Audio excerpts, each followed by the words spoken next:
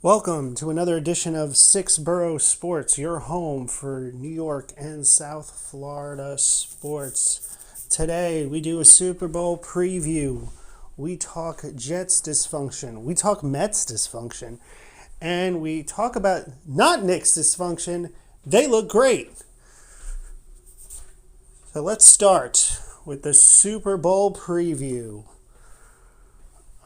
My predictions for the game, I think the Niners are going to try to finally listen to the mistakes that were made in the Ravens game and run the damn ball.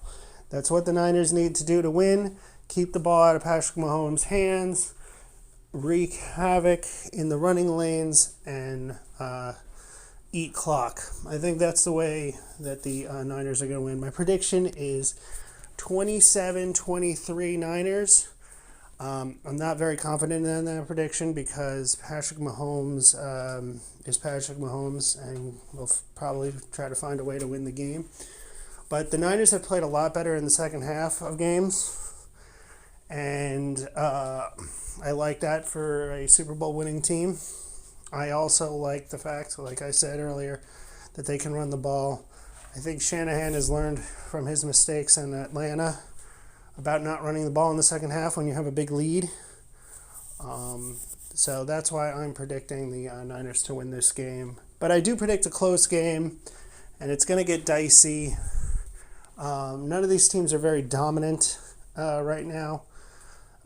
So we'll see. The Niners are favored by Vegas. They've been favored by Vegas in every single game this season, which is pretty impressive. But I'm looking forward to watching it. It should be a close game, like I said, but we'll see. Super Bowls tend to be not the most exciting games for football fans. It's more about all the other people that they try to bring in, like the Swifties and everything. But it should be a good game. The way I see the Chiefs winning is they score early and they score often. And Travis Kelce goes nuts. I could also see Valdez-Scantling having a big game. They need a secondary receiver to kind of pick up the slack to keep it going. And I could also see another thing where the moment becomes too big for Purdy and he throws some ill-advised throws. But those are the ways I could see the Chiefs winning. But again, I'm not confident in my pick with the Niners. It's going to be a close game, but I do like the Niners, again, 27-23. Now moving on to the Jets. Woody Johnson recently had an interview where he stated that they needed a backup quarterback last year, and they needed a backup quarterback the year before that, and they didn't have one. There were plenty of opportunities for the Jets to get a backup quarterback. They didn't do it. If they did, they might have been a playoff team. Rodgers might have been back in time for the playoffs. I don't know if he would have been because that Achilles shenanigans was kind of obnoxious, and I don't know how true it was that he was actually going to come back. But it just shows, just not prepared. Their offensive line is another big issue. Their offensive line is actually the bigger issue over the quarterback thing because it doesn't matter who you have. If you don't have an offensive line, you're not winning anything, especially if you have a backup quarterback trotting out there and you can't block anything. So they need to fix the offensive line over this offseason. It's not we need to improve it. No, it's fix it and keep it on the field. Don't be running through different lineups of turnstiles out there. And again, that other report that came out that Robert Saleh was talking about taking coaches cell phones if they wouldn't reveal who the leak was. He was mad that the Giants didn't get as much bad press, and the Giants didn't get as much bad press because they've won more recently. The Giants were in the playoffs in 2022. You guys weren't. And not only that, the Giants won a road playoff game. So say what you want about the Giants. Worry about your own team. Your team hasn't made the playoffs in 13 years, and you have one of the worst coaching records in Jets history, and that's not a good look. you got to be a very bad Jets coach to have the worst record. He gets a pass because his defense plays great, but if you can't execute offensively, then it doesn't matter. And the only person who played fantastically is Breece Hall. Arguably could have been comeback player of the year. Comeback player of the year was a weird category this year. There were a lot of people who should have gotten it, like Hamlin, and you could have argued Flacco. But yeah, wasn't a great season for the Jets, and this just continues to show like the dysfunction. And I would not be very optimistic if they do not improve the offense. If they trot out the same offensive line or make minimal improvements, do not look for the Jets to be a threat. They're also in a very tough division. The Bills are going to be back because they have Josh Allen, so they're always going to be dangerous. And then the Dolphins, we'll see what the Dolphins can do.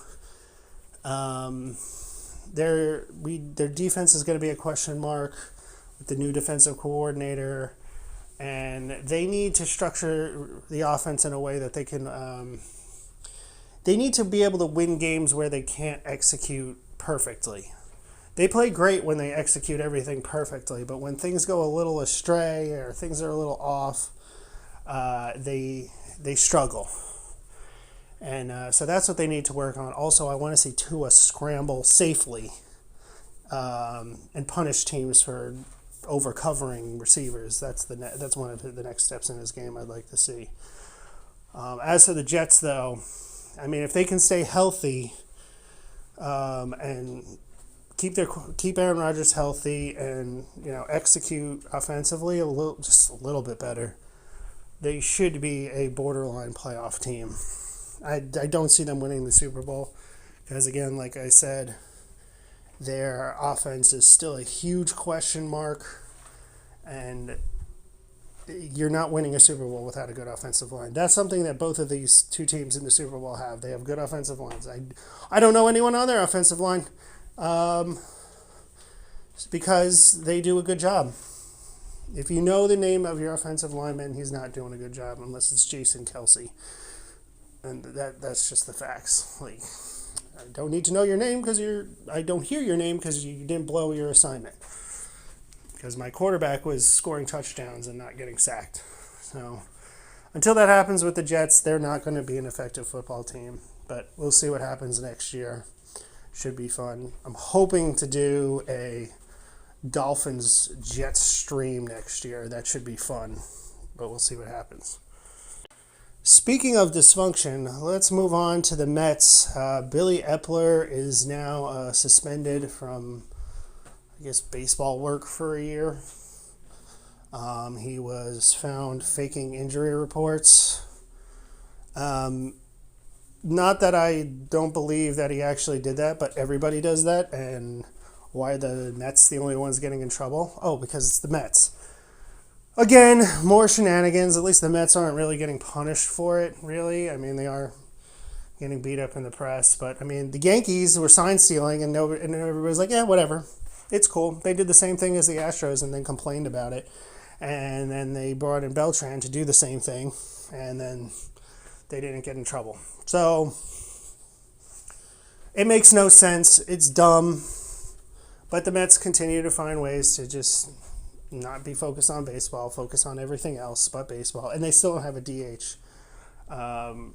Jorge Soler is sitting right there. Give him the freaking money. Sign him to like a 3-year deal. I don't see what the problem is. I don't know why this deal isn't done. They need a DH. They needed a DH last year. They didn't get one, and it cost them.